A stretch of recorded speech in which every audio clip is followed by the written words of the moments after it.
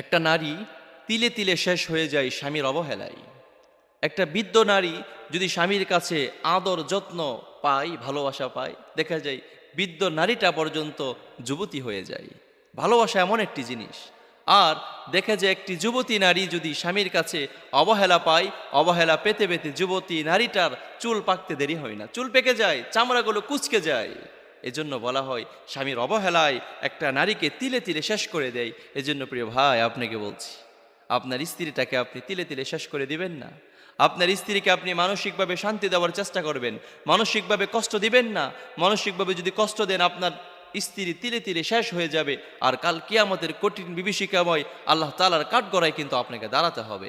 আপনি আপনার স্ত্রীর হক নষ্ট করছেন, কাল কিয়ামতের কঠিন বিভীষিকাময় সময় কাবার মালিক আপনাকে কিন্তু ছাড় দিবে না। আপনার এই ভুলটির কারণে হয়তো আল্লাহ সুবহানাহু ওয়া তাআলা আপনাকে জাহান্নামের আসামি বানিয়ে জাহান্নামে দাখিল করতে পারে।